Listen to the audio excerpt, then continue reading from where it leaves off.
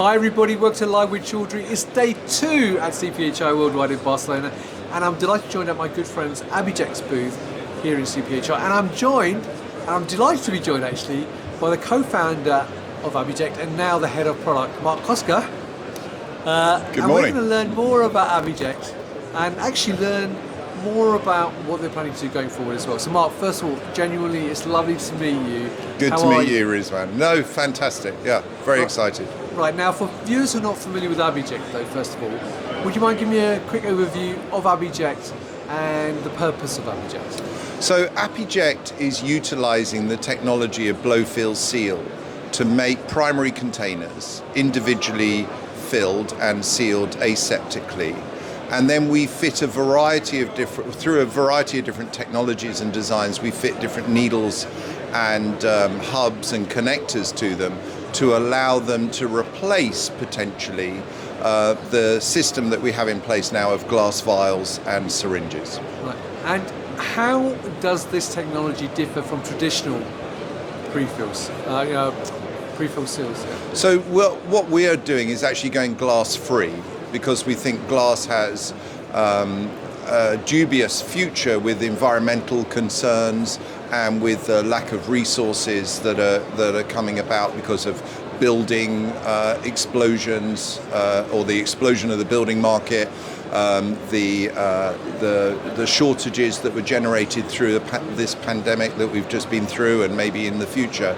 So we think that glass has a limited future and that the replacement is due and is going to be in the form of something like ApiJect. Right, and I know obviously during the pandemic, levels of vaccination, etc., especially in less well-off countries, to put it like that, particularly amongst children, dropped significantly. So how do you see your technology helping in that area? So our technology is really going to bring benefits to access because it's easier to transport. We don't get breakages because they're made out of soft plastic. They're easier to use because they're pre-filled. You don't need training.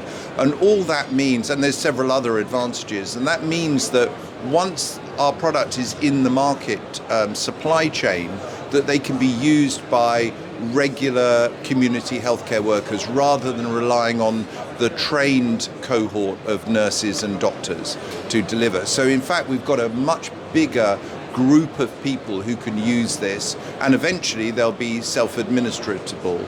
You'll be able to inject yourself with this technology because it's foolproof, quote unquote. And so what we have is an opportunity where we can catch up. During the pandemic and for other reasons, there's a shortage of vaccinations and vaccinators to get medicines and vaccines out to children. And around the world, the total shortfall is in tens of millions now of children have missed out on their first, second and third levels of vaccination. And we believe that ApiJect has an opportunity to be able to supply very fast those markets and catch those children up. Right. Well, I hope it happens. Let's just say that. Now, as I've got you here, I think you are the perfect person to ask this question. What do you see the future? And what's the roadmap for ApiJect going forward? So the roadmap is about winning over the in-place technology of glass and syringes.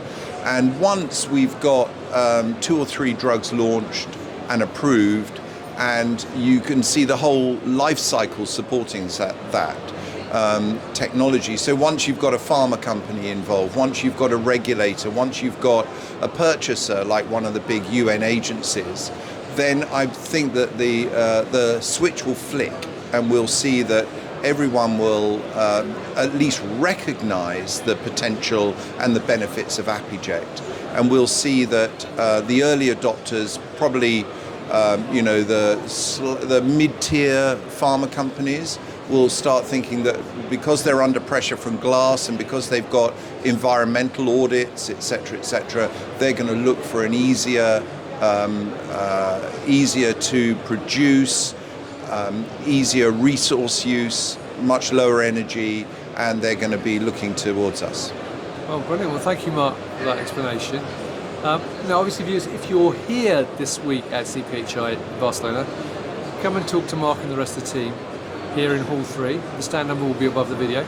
If you can't make it, follow them on LinkedIn. They're very active these days on LinkedIn with lots of content. And also check out their website, because they've got lots of great information on their website, product demos and various white papers and so on. So Mark, it's been lovely genuinely to meet you. I look forward to hopefully catch up with you again in the future, maybe at your offices in London. Great, thanks Rizwan. And viewers, there you go. Thank you very much for watching. Until next time, as always, stay rock and stay safe. Bye-bye.